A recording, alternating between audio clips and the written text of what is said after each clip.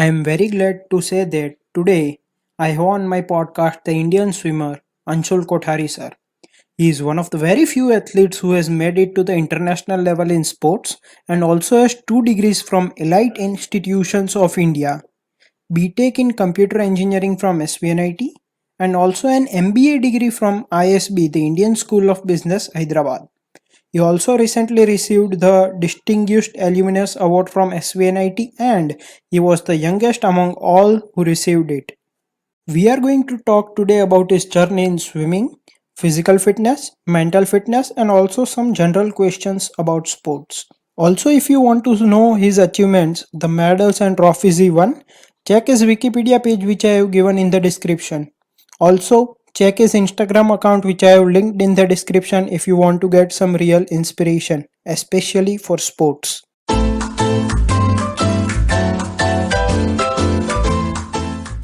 First of all, thank you very much, Ansul sir, for coming for this podcast and giving your time.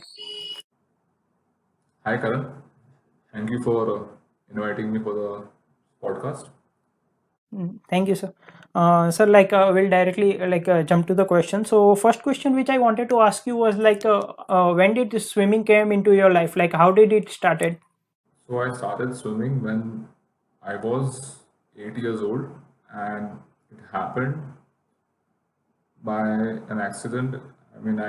So basically, I was playing multiple sports, cricket, uh, gymnastics, swimming, and then finally we decided that swimming is an individual sport, and I felt like pursuing it further.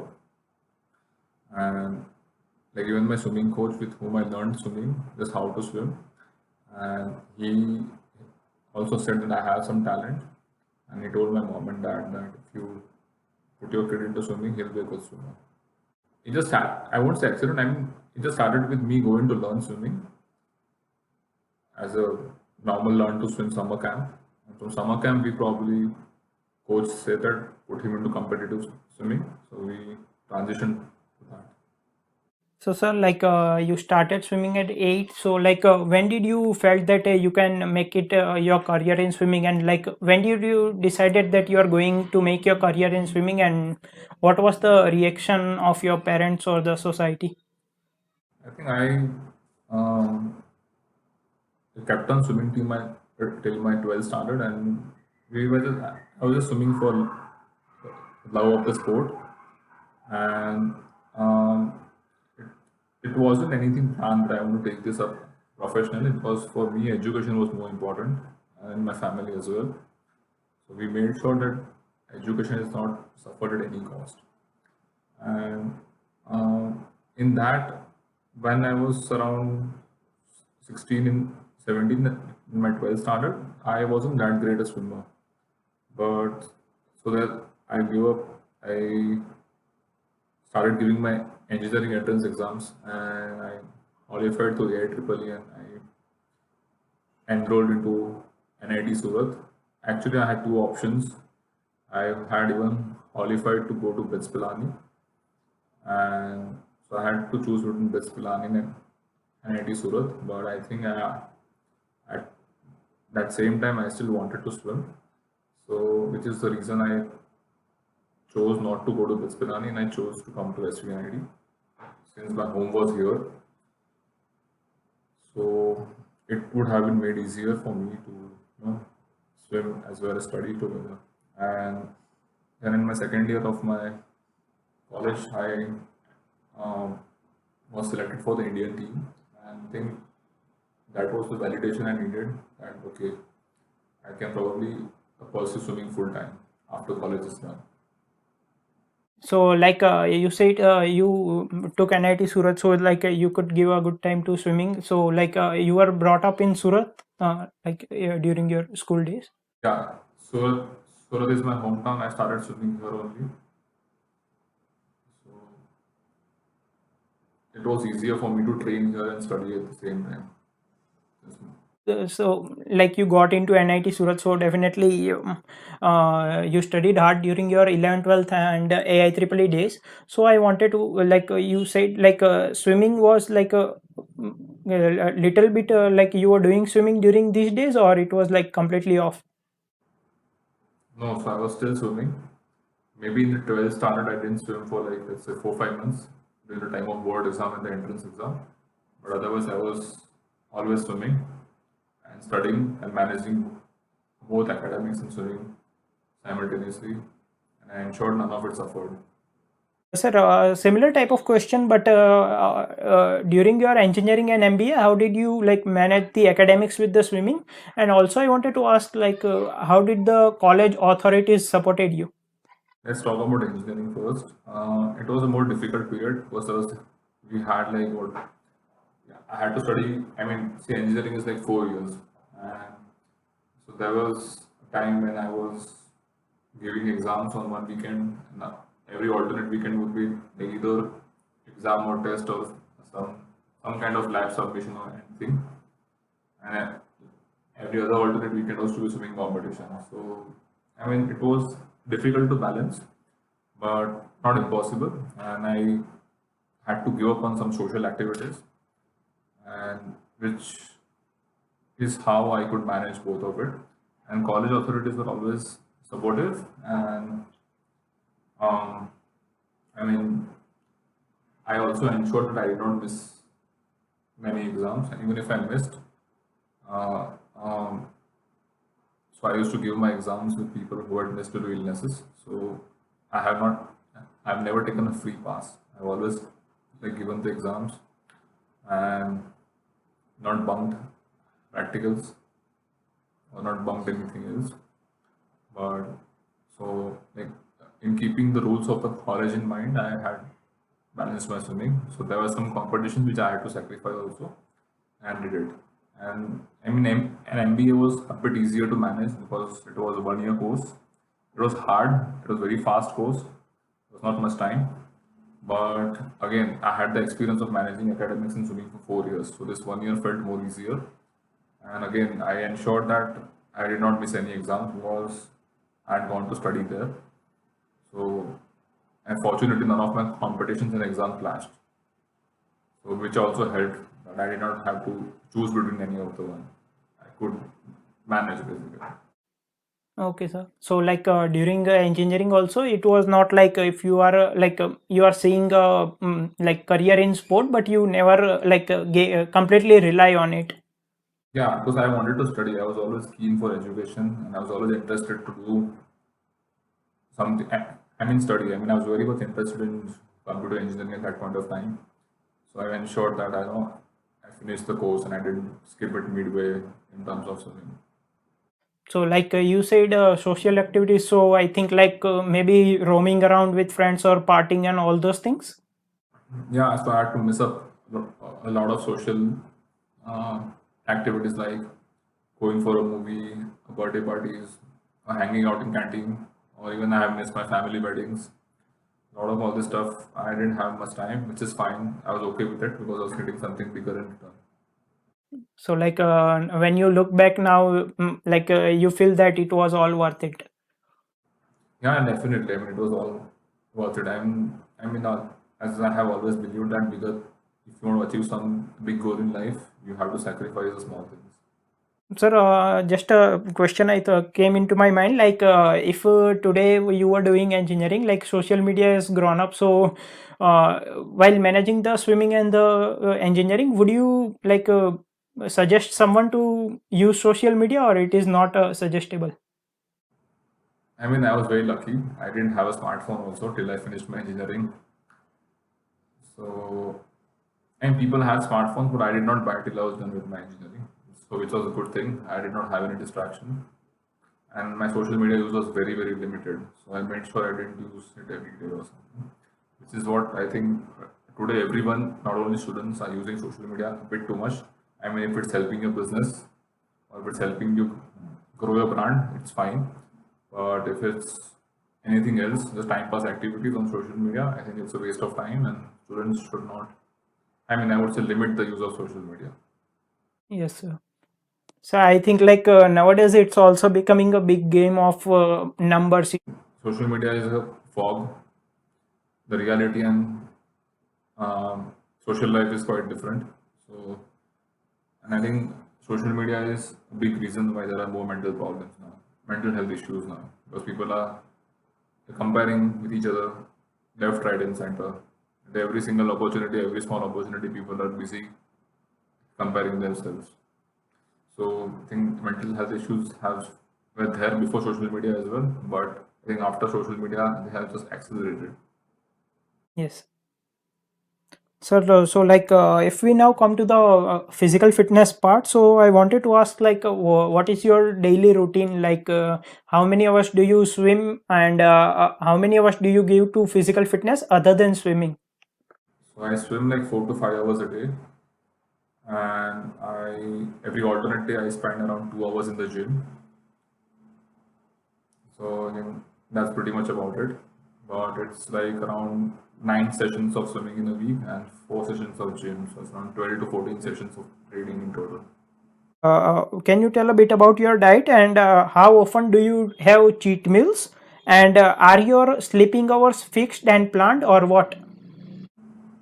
So I sleep around 7 to 8 hours a day, which is fixed. I think 8 hours, not even seven.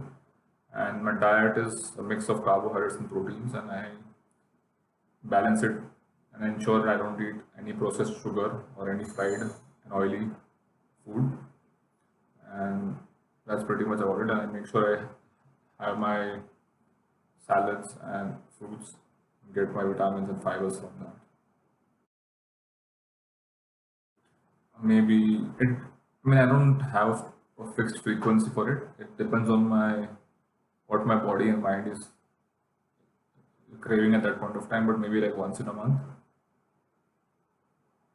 So and I also, I mean, cheat means I have it in limit, in control. So it's not like go and eat like a 5,000 calorie meal. You have like a tight schedule for your physical fitness, swimming and diet and all.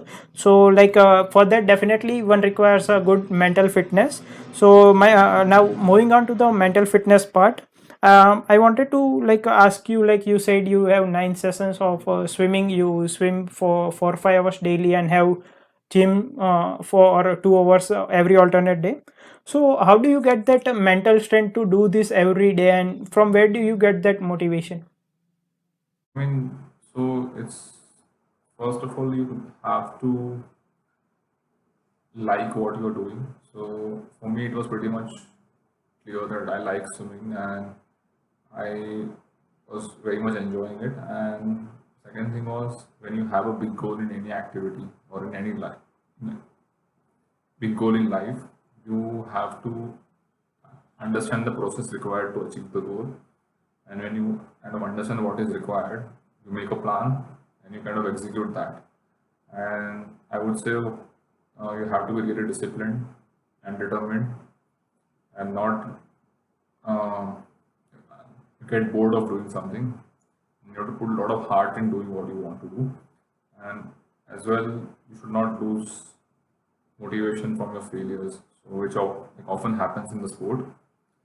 So it's a whole process, and as an athlete has more experience, the mental health part automatically kicks in because from experience, your mind actually trains your.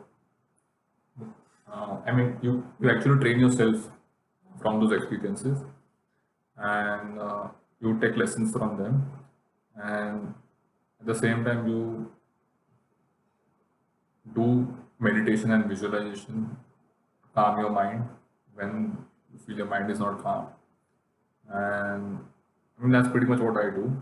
So it's not like I do anything special for my mental health, but it's just that you need to be mature enough to know that you have a big goal in life. So you will have to put that many amount of hours into doing something. You need to put the hard work in. Once you have that realization, then you should be able to achieve your difficult goals. And you have to understand that difficult goals take time. So you can't compare yourself, you can't be in a rush. Somebody else is doing this, somebody else is doing that, and people are enjoying their life.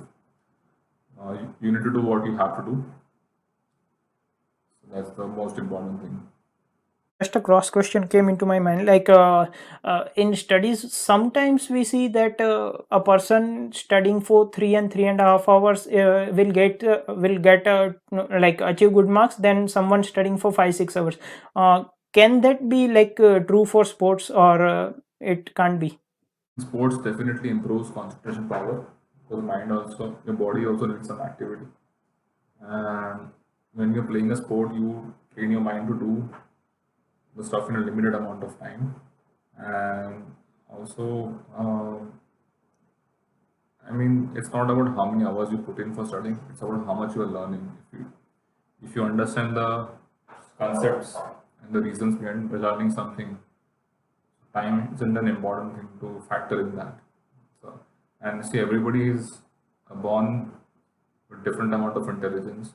So there are some people who are highly intelligent and they understand stuff faster. There are some who need to uh, put more effort, and they eventually learn. So it's a bit uh, wrong to say that some subject or some lesson should take this much amount of time. It it varies from person to person. Next question I wanted to ask, I play lawn tennis at SVNIT. So sometimes when nobody is there, I used to do sow practice or before playing. So during that time, I see that out of 10, on an average, 6 to 7 or sometimes even 8 of my serves go in. But when we are playing, like hardly 4 to 5 of my serves goes in. So does this performance pressure also, do you also feel this pressure, and how do you overcome it, or how someone can overcome it? I mean, see, there's a pressure at every level, from district level to international level. And again, you learn to deal with pressure from your experiences. Nobody is born with the knowledge and the experience that they know how to deal with pressure. It all comes from experiences, and with different amount of experiences, the mind and the body gets used to it. So it's not that, and some amount of pressure is good always, so that you stay focused. If you're too casual about anything, you might not achieve that thing. And you need to understand, that you should not tie your results or your self worth. You should not tie your self worth to your results. So that kind of decreases the performance pressure. Okay, sir. So do you also feel after this many years? Yes, I still face pressure at some important international events, and again, it is because of the magnitude of those events and the amount of effort that has gone behind that event. But I mean, I've learned to deal with it, and I kind of know that it's going to be there, no matter what I do. Okay, sir. Now, if we come to the next question, in one of your Instagram post, you said that people criticize very easily on a bad performance, and they also expect a very soon comeback.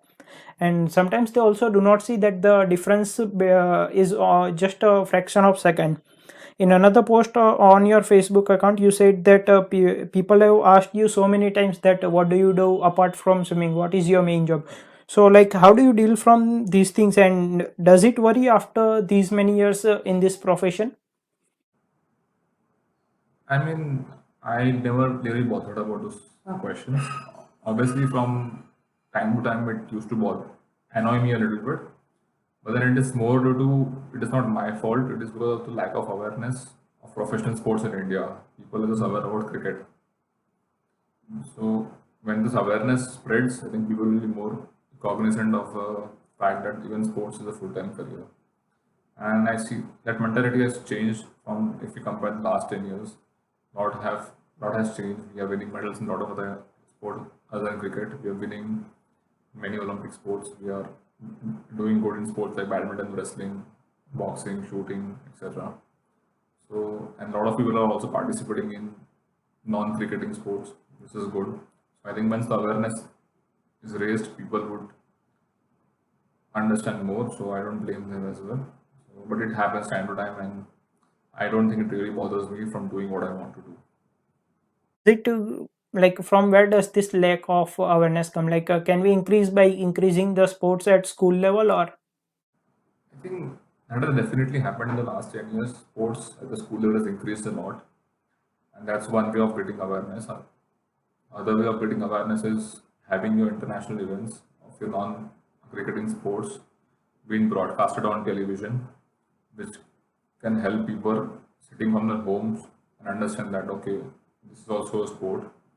And nowadays, everybody watches TV and social media. So if sport is promoted through that, people will have that awareness. Okay, this is a sport, and this also can be done. And this is also being played in India. So people will go and look for the options to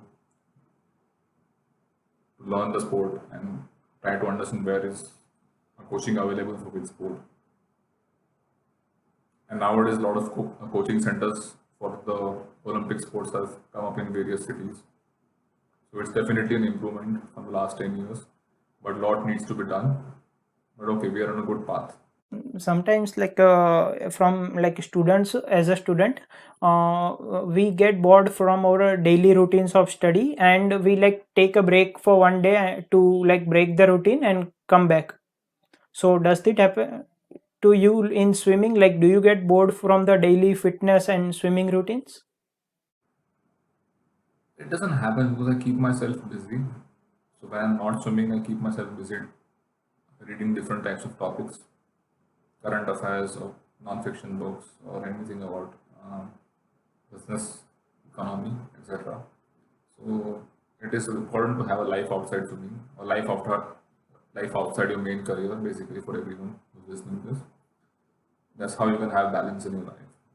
Like you need to balance your work life, family life, and your other goals so that there is a balance in everything. I mean, and when you have balance in everything, you don't really get bored from one activity.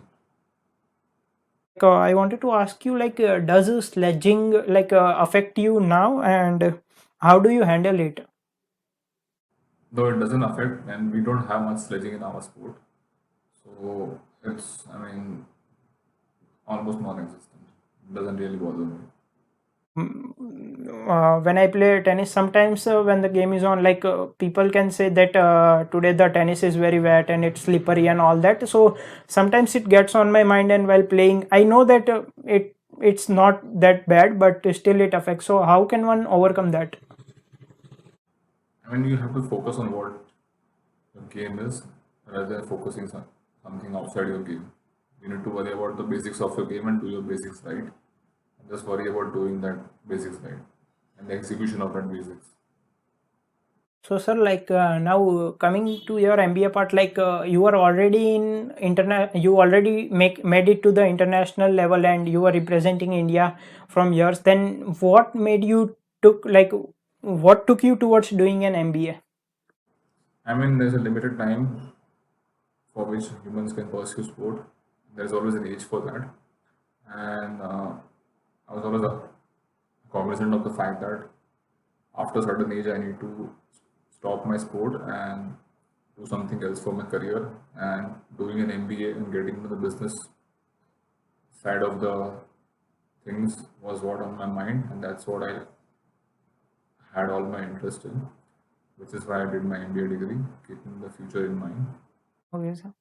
So like, do you feel that if you have given like those 2 years, even those 2 years to swimming, then at present you might be even better and then do MBA later on? No, I don't think that way. Because when I did my MBA, I wanted something else to do apart from the swimming as well, which is why I did it.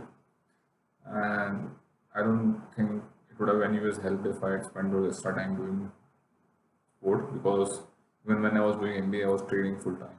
So, I one of your Instagram post, you got the Torchbearer Award from the ISB. So, can you explain what is that about and who gets that? It's about showing all round performance in education. I mean, academic activities outside academics, and also showing some leadership activities in the whole course. So it is given to those people. It is given to 5% of the batch. Okay, sir. So, like, if we come to the next part, like some general things about sports. Sir, first question I wanted to ask, like, everything has negative sides. So, like, surely there might be some dark sides of sports which the audience cannot see. So, would you like to share some of them? I mean, being an athlete people just assume that you are living a glamour life. You are in media, you are in good places, you're traveling, and people just see that. But that's just 5 or 10% of our life. 90% of the life is in the background doing hard work, which nobody else can see. And people just assume that 5-10% of our life is our whole life, and which is not the truth.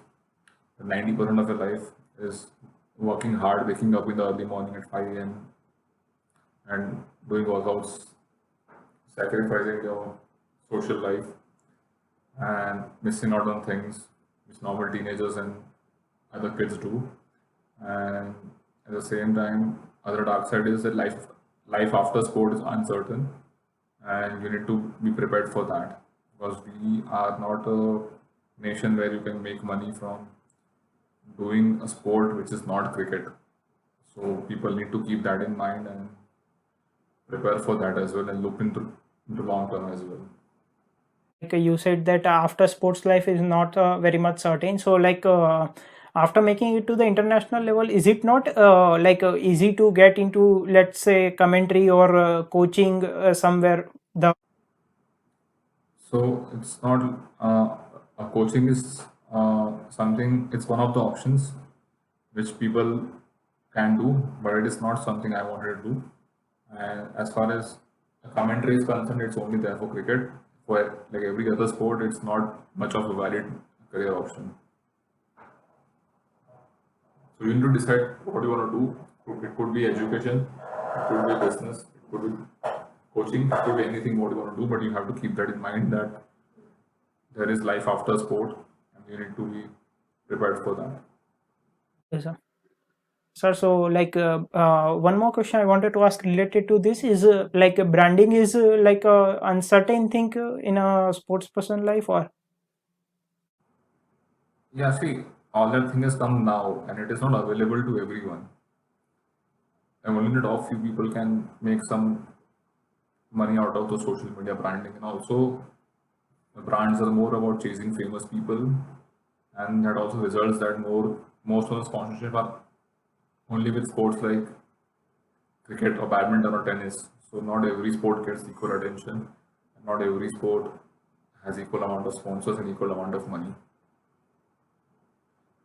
So that is not uh, the main avenue of revenue for us. so like next question, I don't know how much logical it is, but what do you think is a maximum age one should start practicing for a sport if we want to go to like make it to the international level?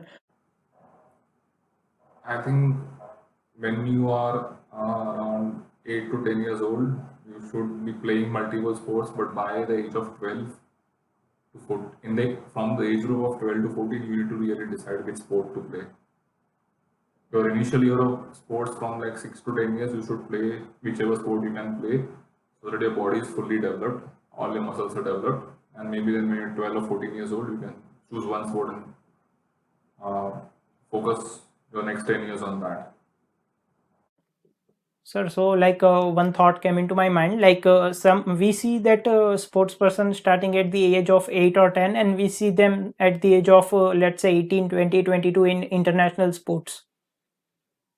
So like can we can a 20-year-old think that okay, if I start now after 10, 12 years at the age of 30 or 32, I will be in international sports?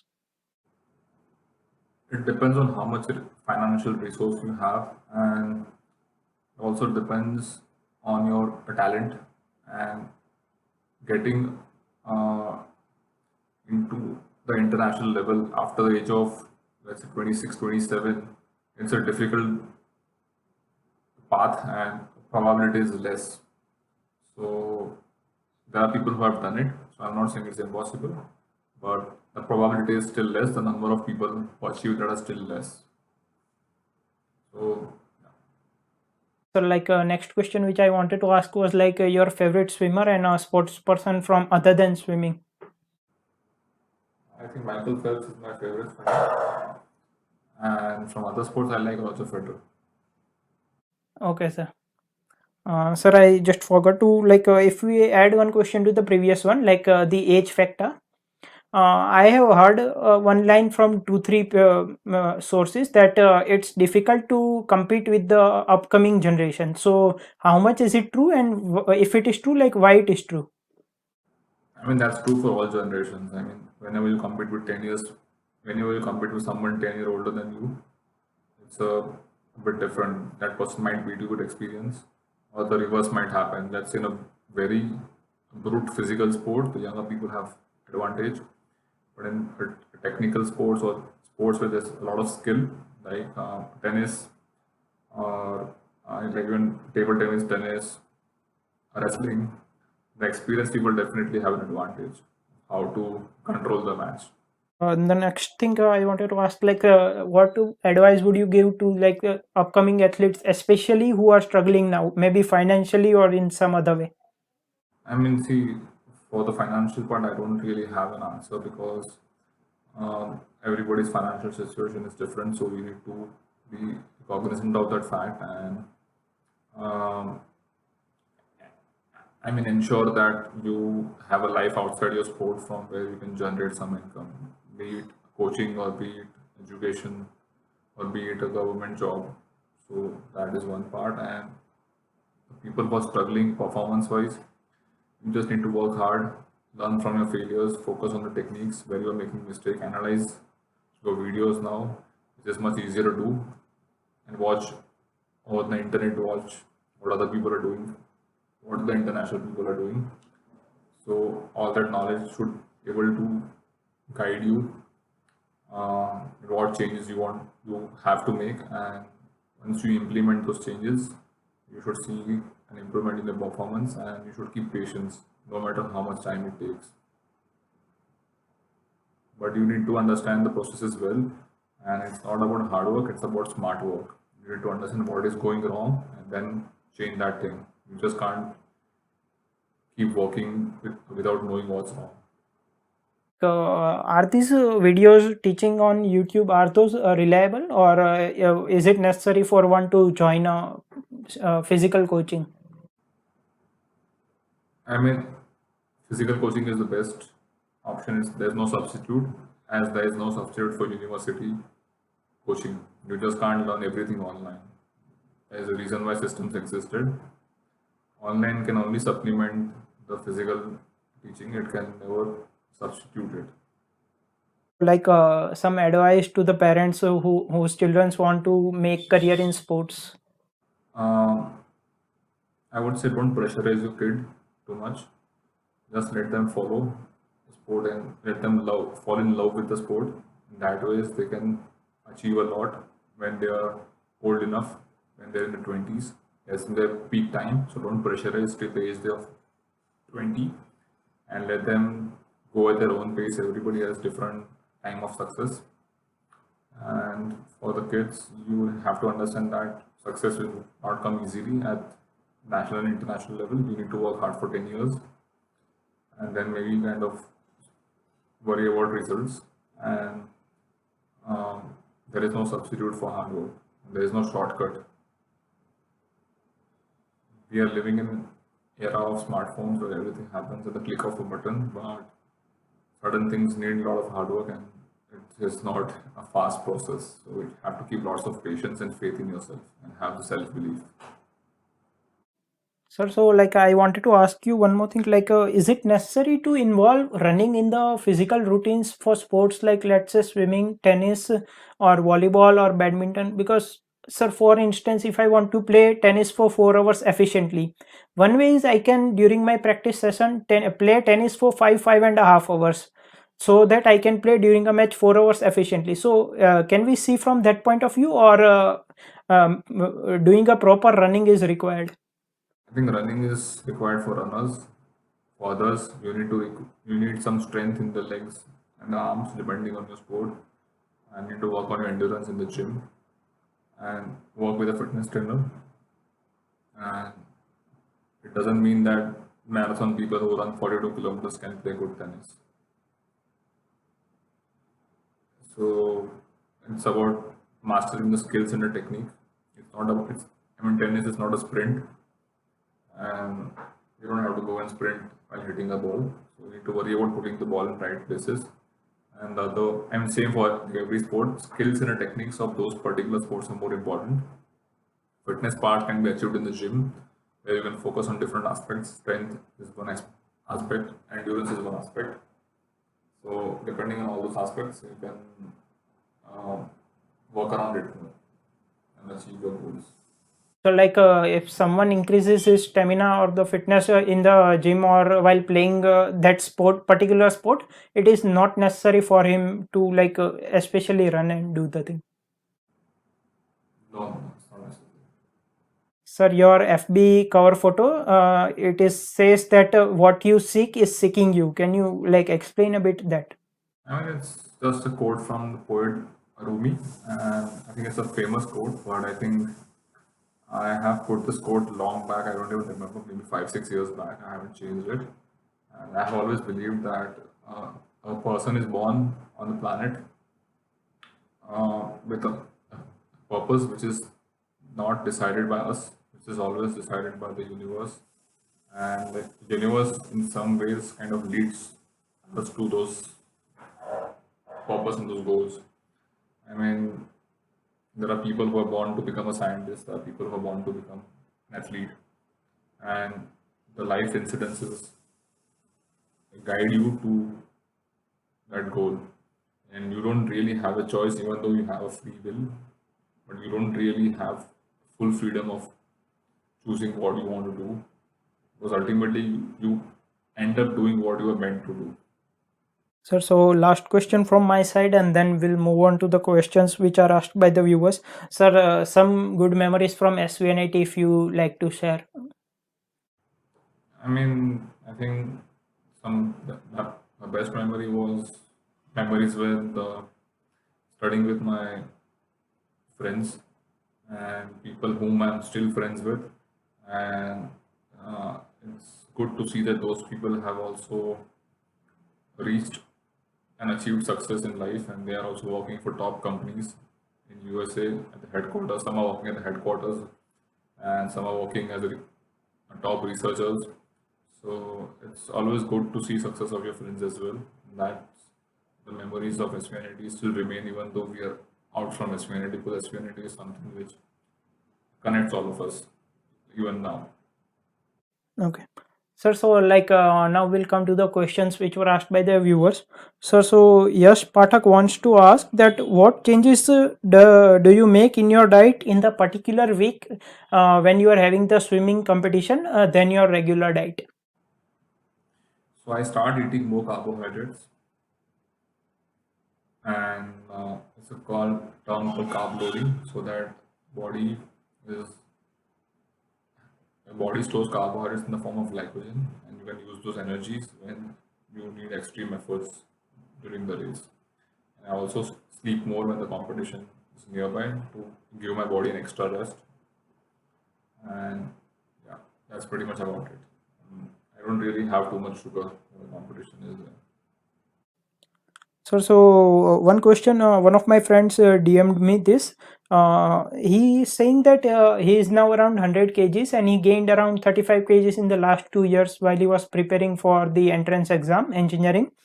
And so he is asking what is the best way to reduce weight once he enters the college, considering that he is going to have mess food and no special diet.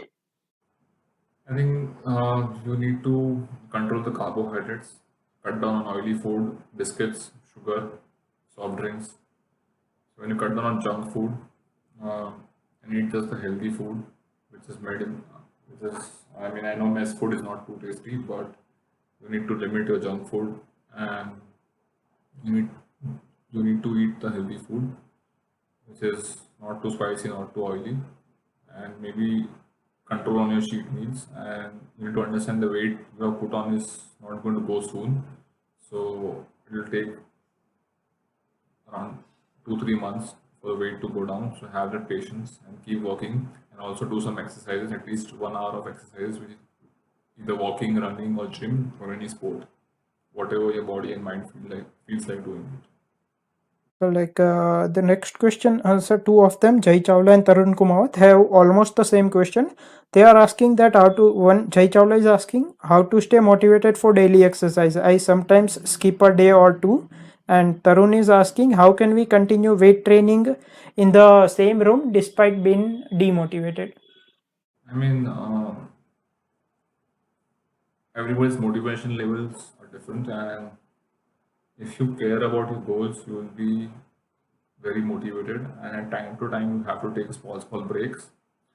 And I mean, you should just realize what your goal is, and if you want to achieve that goal, that should give you enough motivation.